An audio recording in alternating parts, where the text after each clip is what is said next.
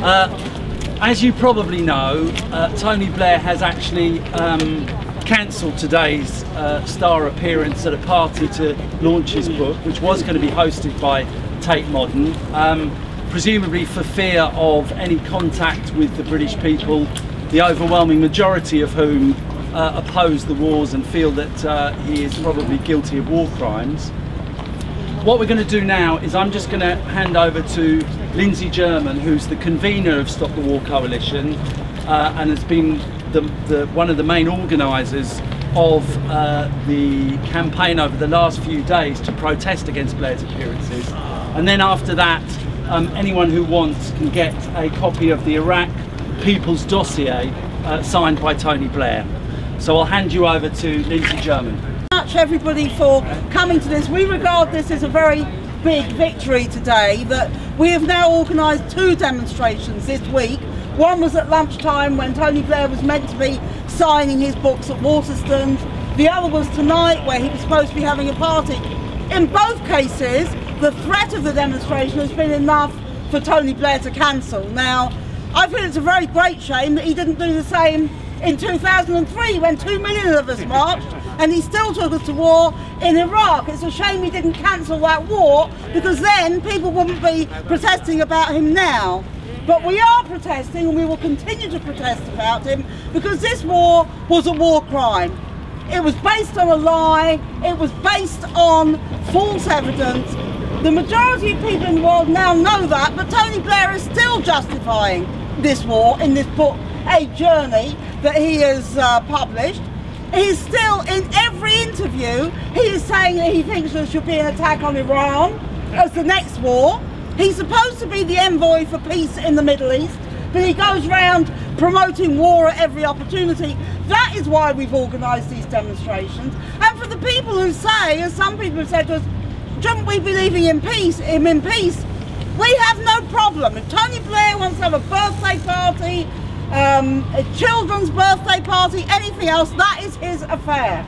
But when he wants to justify politically what he has done in Iraq or Afghanistan, or what he wants to do in Iran, then we will demonstrate, and we will continue to demonstrate.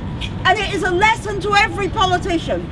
2 million people marched, they still ran through a vote for war in the House of Commons 2 or 3 weeks later, that we are still living with the consequences of that war, and if they try to do it again, they will get the same response from the anti-war movement. So that is why we're here.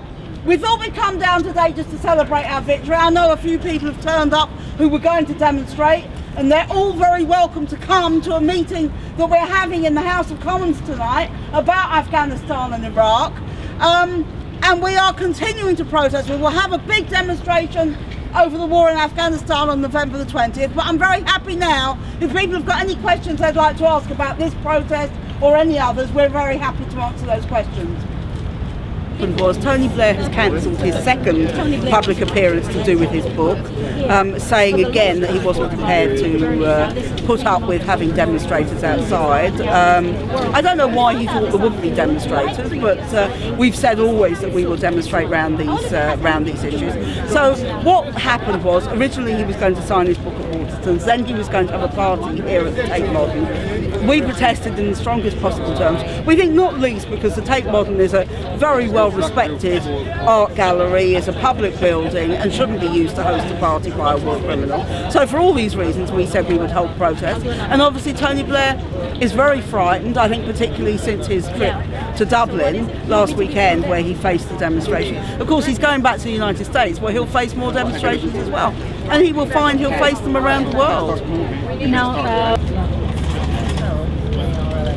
I don't think he will decide to do them. I mean, already there have been other events at various Waterstones and places around the country. There have been them in different parts of the country. And yes, we definitely do have the capacity. In every town in Britain, there are many people who oppose what Tony Blair has done and who are prepared to come out on the demonstration. I think this tells you the hubris, the arrogance with which he went into the war, but I hope that every politician will now be reflecting that these wars don't go away and your reputation as a warmonger doesn't go away, and that's what he's now suffering from.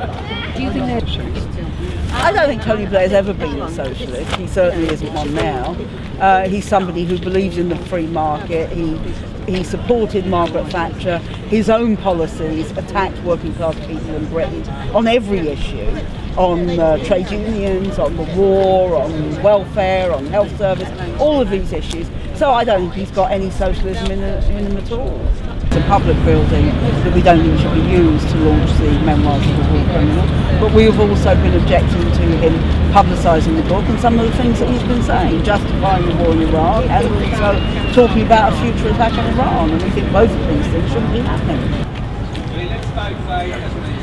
Absolutely.